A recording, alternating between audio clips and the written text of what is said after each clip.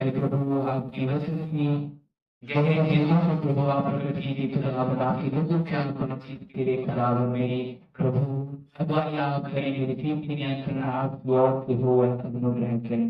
प्यारे प्रभु आपकी वचन अब बोलने जा रहा है खुदावंद, आप लोगों को आप वाकिफ करें आपकी वचन के बोलें यीशु नाम से आमीन। हालेलुया। आज मैं आपको इस्राएल जो मिस्र से निकला और जो लाल समुद्र दो भाग हुआ था ये बारे में बताऊंगा। और वही बात आप देखेंगे कि जो निर्गम उसका पुस्तक है, निर्गम उसका पुस्तक है, वहां पर लिखा हुआ है और उसका चैप्टर 14 अगर आप देखोगे तो वहां पर स्पष्ट रीति से जो परमेश्वर इस्राएल की अगुवाई करता है, जो लाल समुद्र का पार वो कराता है, वो इसे लिखा गया है। हालेलुया। हम नहीं पढ़ेंगे चैप्टर 14 को और मैं आपको सिर्फ बताऊंगा। हालेलुया। और जब इस्राएली मिस्र से निकल आए तो क्या हुआ कि परमेश्वर अपने एक राज को रखा, उसके बाद एक दूत, उसके बाद जो अग्नि का स्तंभ था और जो बादल के खंभे, जो रात में जो अग्नि बनकर इस्राएल की छाव देता था, उजाला देता था। और दिन दोपहर में क्या बनकर कि बादल का शत्रु बनकर इनको वो दूर से गुजरता। और जो बादल के खंभे हैं वो कौन है?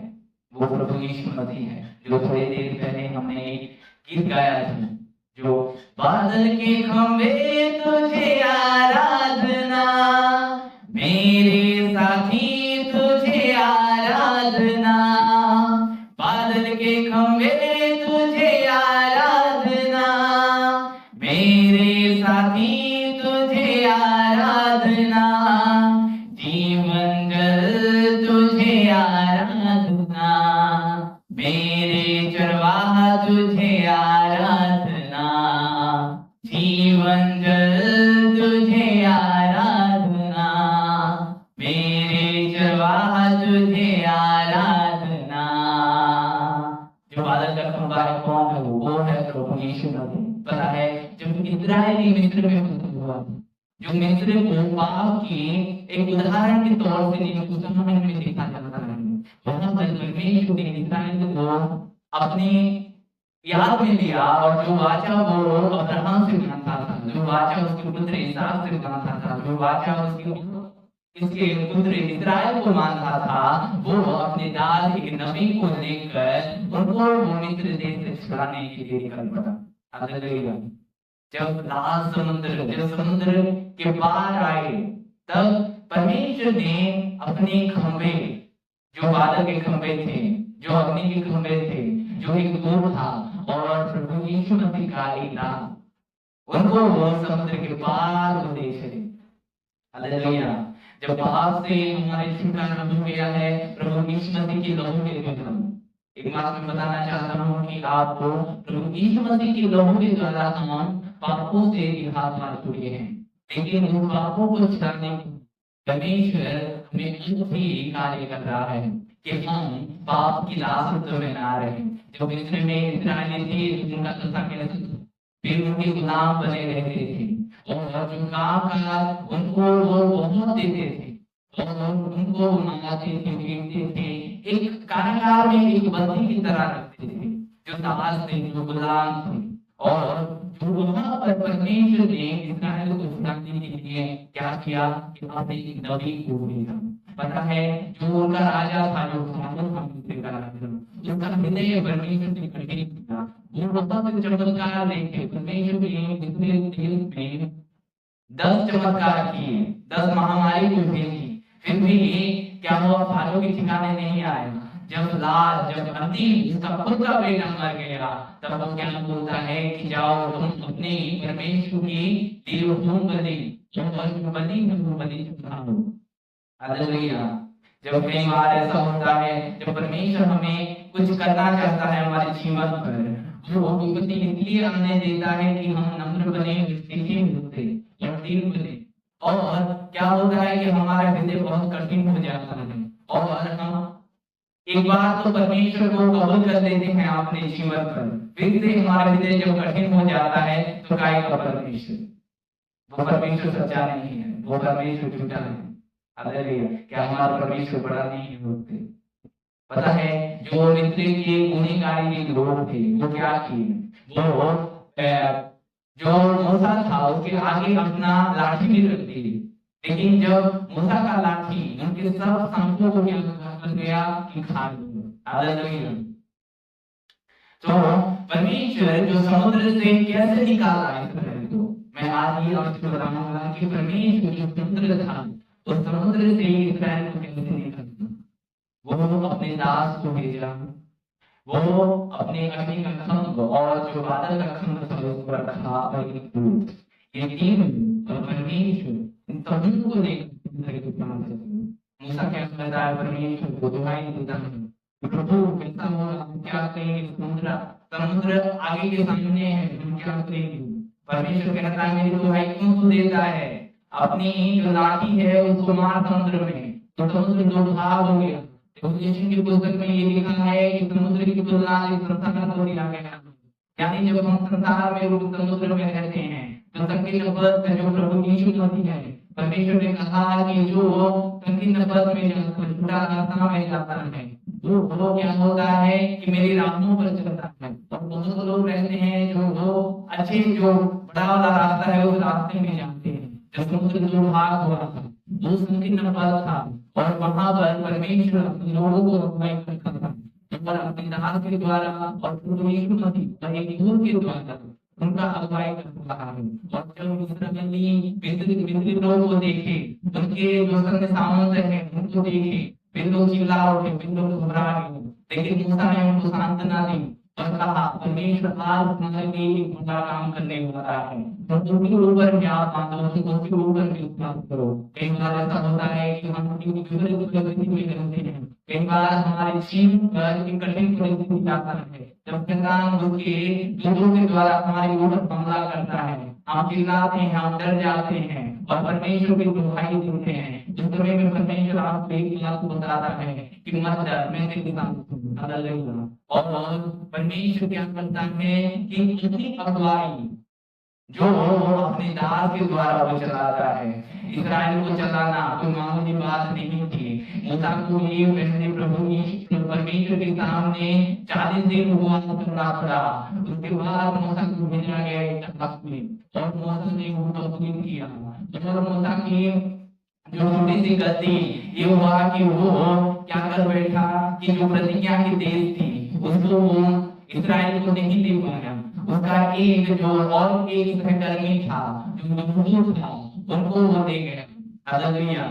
ध्यान दें, जब आप सिंचाई में उतरे हैं, जब आप सिंचाई करते हैं तब आपका ये ध्यान होना चाहिए कि पहला आपका परमेश्वर है, पहला आपको ऑनर परमेश्वर को करना चाहिए। परमेश्वर ने मूसा को कहा कि वो पत्थर को लात मार, लेकिन मूसा ने जो परमेश्वर ने आज्ञा दिया था उसका उल्टा किया और मैं पानी देता हूँ बोलकर परमेश्वर को वो नहीं किया। उस समय में परमेश्वर उनका प्रतिज्ञा का देश था उसमें एंटर करना बंद कर दिया। और आप जब कोई शैतान आपको सताता है, जब आपको दुष्ट आत्माएं घेरे रहते हैं, आज का फारूक का संदेश कौन है जो अंधकार की ताकतें आप पर रोज वार करती हैं, आपके मन में खिलवाड़ करती हैं, उनको आप कैसे पार कर सकते हैं? आप एक ही विषय में उनको पार कर सकते हैं जो आपकी अगुवाई करते हैं। जो लोग उनके पास आप जाएं, उनके साथ बातें करें। आत्मिक बोझ जब आपका बंद हो जाता है तो परमेश्वर की आपके आत्मिक पिता को रखता है, उसके पास आप बातचीत करें कि आपका आत्मिक बोझ क्यों नहीं हो पाता है। हालेलुया। और जो दिन चलते हैं हम कई बार उस दिन का सामना करते हैं और आत्मिक जीवन नष्ट हो जाता है क्योंकि हम ऐसे दिग्गज के पास नहीं जाते कि ऐसे दिग्गज की संगति में नहीं रहते तो परमेश्वर उनकी ठहराया हुआ है। हालेलुया। और क्या हुआ कि इस्राएली मूसा को भी पत्थरवाह करने वाले थे। क्यों? क्योंकि वो बोलते थे क्या मिस्र में कम किया, हमें यहाँ बुलाया है। कई बार दास लोग परमेश्वर के काम करने के लिए परमेश्वर के लोगों को अपनी बलपूर्वक वो इस्तेमाल करते हैं। कई बार वो अपनी मनमर्जी को उनके ऊपर थोपते हैं, यानी जो परमेश्वर उनको कहता है उनके हिसाब से चलना पड़ता है। लेकिन कई बार क्या होता है कि विश्वासी लोग वो बोलते हैं क्या कि ऐसा क्यों है, क्यों ऐसा करना चाहिए, क्यों वहां जाना चाहिए, क्यों हमें ये प्रेयर करना चाहिए, क्यों इतने देर फास्टिंग करना चाहिए, क्यों हम हर रोज प्रेयर करें, ऐसे ऐसे सवाल भी करते हैं, पता है। और उस समय में इस्राएली मूसा को बदरवाह करने वाले थे, तो इस्राएली परमेश्वर के बहुत अच्छी चमत्कार देख चुके थे, वो भी मूसा को क्या करने वाले थे, बदरवाह करने वाले थे। और जब मूसा ने और परमेश्वर की गुहाई थी, परमेश्वर ने उनको ऐसा उठाया कि मरते दम तक इस्राएली मूर्ति उठाए हुए रहते रहे। हालेलुया, उसके भय में रहते रहे। और जो इस्राएली उसको मानना चाहते थे वो मरते दम तक मूसा को और बदरवाह नहीं किया। और परमेश्वर ने समुद्र को दो भाग किया। जब हम संसार में रहते हैं हमारा अगुवाई कौन करेगा, जब समुद्र के पार होंगे वे लोग मिस्र से छूट गए, यानी फिरौन से छूट गए। जब हम भी इस संसार के समुद्र में हैं, अभी जो एक बात है, अभी जो शैतान है उसकी कार्य चलती है, वो कहता है कि मैं संसार का मालिक हूँ, मुझे संसार दिया गया है। जब प्रभु यीशु मसीह को जब परख रहा था वो ये ने कहा कि संसार का सारा अधिकार मुझे दिया गया है, संसार का सारा संपत्ति मुझे दिया गया है, मुझे प्रणाम कर तुमको ये मधुर दिया गया है। इसका मतलब ये नहीं कि हम हार जाए, वो हारा हुआ है, लेकिन वो क्या करता है, वो डराता है, एक छुपला सांप की तरह वो डराता है। उसका कोई बल नहीं है, पता है, उसका कोई ताकत नहीं है, वो सिर्फ जादू दिखा सकता है, उसके द्वारा कुछ काम नहीं होता। और परमेश्वर क्या करता है, इस संसार रूप में जब तक हम हैं, इस समुद्र को पार होना है हमें, और इस समुद्र को पार होना कैसे होना है, परमेश्वर अपनी दास के द्वारा उपाय करेगा, जो अपने पुत्र के द्वारा लहू से हमें धो दिया है, उस पाप से छुड़ाया है, उसके द्वारा हमें अगुवाई करेगा। और परमेश्वर अपने दूत के द्वारा अगुवाई करेगा।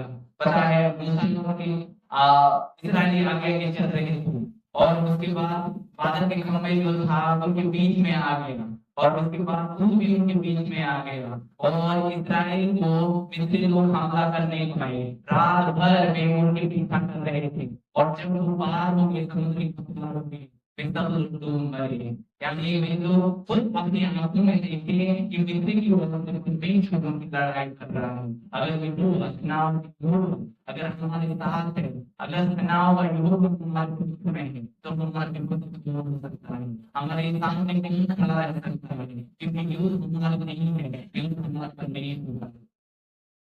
हालेलुया। आपको क्या मानना है, पाप से हमें आजादी दी गई है। जब तक आप पाप में रहोगे, एक गुलाम की तरह रहोगे, आप में बीमारी आएगी, आप में दुष्ट आत्मा कार्य करेगा, आपकी बॉडी आपको युक्त लगेगा, आप में कोई ताकत नहीं रहेगा, आप क्या बोलते हैं कि मानसिक रूप से कमजोर हो जाएंगे, आप में कोई मतलब की सांसारिक चिंता आ जाएगा, मैं क्या करूं, मेरा परिवार ऐसा हो रहा है, मैं खुद ऐसा हो रहा हूँ, मेरी बेटी ऐसा हो रहा है, मेरा बेटा ऐसा हो रहा है, मेरा पति ऐसा हो रहा है, मेरा पति ऐसा हो रहा है, मैं ऐसा हो रहा हूँ, क्या होगा हमारे फ्यूचर, हमारे घर का फ्यूचर, मैं क्या करूंगा, इन सारी संसार की जो चिंता है उसको आ जाएगी। आप वही चीज जाएंगे, जब चिंता आता है तो हमारा बॉडी वो हो जाता है। जब आप डॉक्टर से भी मिलोगे तो डॉक्टर क्या कहता है, चिंता मत करो, हंसते रहा करो, हालेलुया, अच्छा है, पता है। और जब इस जो बॉडी दिया है परमेश्वर, कब आपका बॉडी पता चंगा होगा, जब आप पूरी रीति से स्वतंत्र हो जाओगे पाप से, पूरी रीति से आप जान से आजाद हो जाओगे, नहीं तो आपका बॉडी आपके साथ नहीं देगा, ऐसे ही कमजोर रहेगा, और आप बीमारी झेल लेंगे, और आपको जो कार्य करता रहेगा। हालेलुया। आप इन सारी चीजों में अभाव होगा, क्योंकि पाप की दासत्व में, पाप की गुलाम में आप हैं। और मिस्री जो पाप से छूटने वाले थे, जो गुलामी था, वो कहाँ से छूटने वाले थे, जब वो याद कर रहे हैं वो उनके पिछले जीवन को, हम वहां पर रहते थे, हम वहां पर रहते थे, उसमें खा रहे थे, अपने नाम खा रहे थे, उसके पिछले जीवन को, अरे पिछले जीवन को साइड में रखो, आज के जीवन को आप बेहतर बनाओ और परमेश्वर आपको बहुत बेहतर बनाएगा, जो उसकी खिंचन में आप काम कर सको। हालेलुया। और जो समुद्र जो है, मैं थोड़ी देर पहले बता चुका कि रेवलेशन में समुद्र का तुलना किससे किया गया है, संसार को। तो संसार में हम अंदर हैं, तो संसार में हम किस तरह से हो सकते हैं कि परमेश्वर अपने पुत्र के द्वारा हमें लहू से धो दिया है, यानी पाप से हमें छुड़ाया है।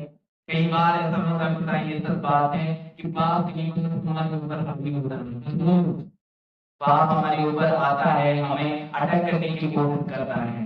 पता है उस रात भी ऐसा हुआ कि जो इस्राएली थी मिस्रियों को अटैक करने वाली थी, लेकिन ये तीनों ने परमेश्वर के जो लोग थे, ये तीनों ने क्या किया, इस्राएल को बचा लिया। हालेलुया। इस्राएल को बचाए कि मतलब कि जो मिस्री की जो सेना थी उस पर हावी ना हो। वैसे हम जब अब भी हैं, हम यहाँ पर हैं, जो पाप हमारे अंदर काम ना करे, पाप हम पर भारी ना हो, जो शैतान की जो ताकतें हैं हम पर ऊपर ना चले, इसलिए परमेश्वर अपनी अगुवाई करता है अपने दासों के ऊपर। हालेलुया। आए हम लगभग 10 बजे से ये प्रार्थना आरंभ करते हैं, 1 घंटा बैठे कुछ काम, जो काम है आपका सब कुछ क्लियर करिए। 1 घंटा बैठे, क्या 24 घंटा से 1 घंटा परमेश्वर को नहीं दे सकते हैं?